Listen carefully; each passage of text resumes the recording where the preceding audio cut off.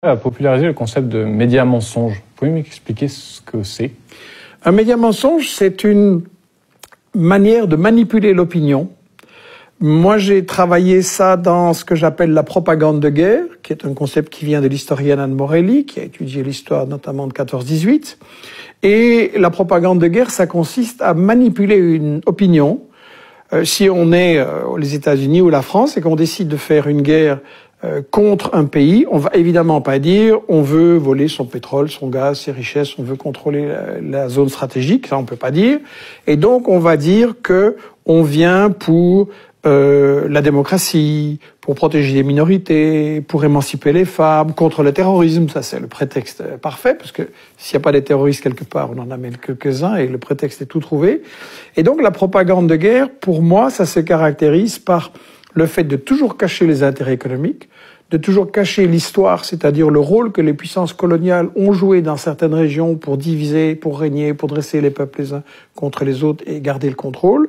Ça se caractérise par démoniser l'adversaire, c'est-à-dire présenter des images de préférence qui le montrent comme un monstre, comme un grand danger, etc.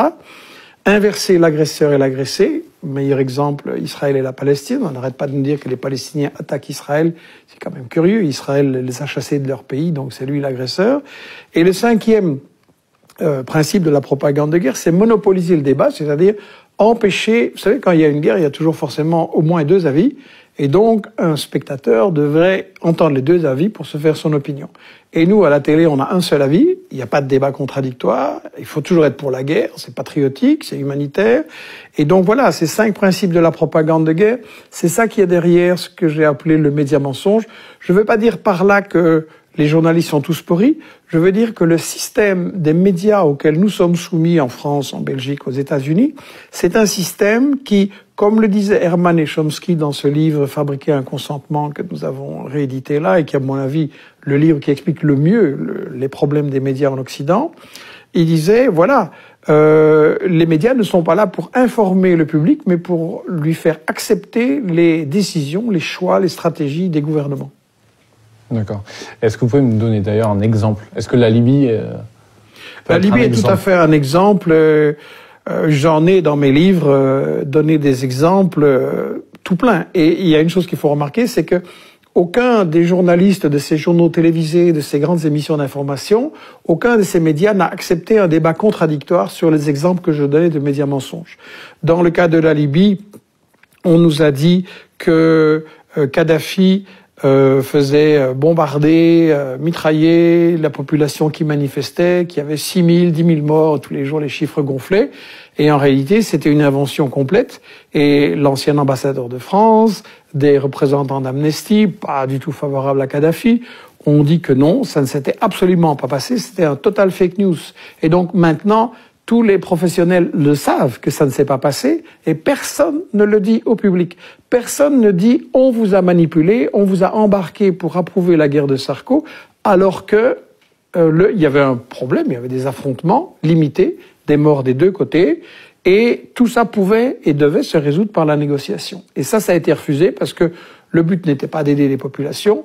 Le but de Sarko, Juppé, Hillary Clinton, etc., était de faire main basse sur l'argent, sur le pétrole de Kadhafi, sur ses réserves en argent, un pays qui n'était pas endetté, c'est extrêmement rare, qu'on ne pouvait pas faire chanter, et un pays qui servait de banquier alternatif, de FMI alternatif pour les pays africains qui voulaient échapper au chantage justement du FMI, de la Banque mondiale, des multinationales, et qui leur faisait un développement. Donc on a vraiment tué un peu un sponsor de l'Afrique en l'assassinant, ce qui était le plan depuis le début.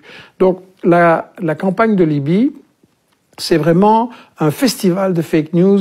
Et la grande question, c'est pourquoi les journalistes qui ont fait ça refusent qu'on en débatte et qu'on en discute maintenant? Pourquoi il faut tourner la page et oublier ce qui s'est passé? Alors que les résultats sont catastrophiques. On nous avait dit on va apporter la démocratie. C'est quand même rigolo. En Libye, maintenant, vous avez 2 ou 3 ou 4 gouvernements. Vous avez la chasse aux Noirs, la chasse aux immigrés, la chasse aux femmes, vous avez de l'esclavage, c'est un foyer de terrorisme. Donc c'est catastrophique l'intervention de l'Occident.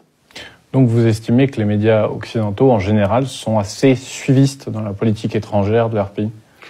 Je ne vais pas dire qu'il n'y a que les médias occidentaux qui font ça. Je pense que c'est quelque chose qui se produit un peu partout.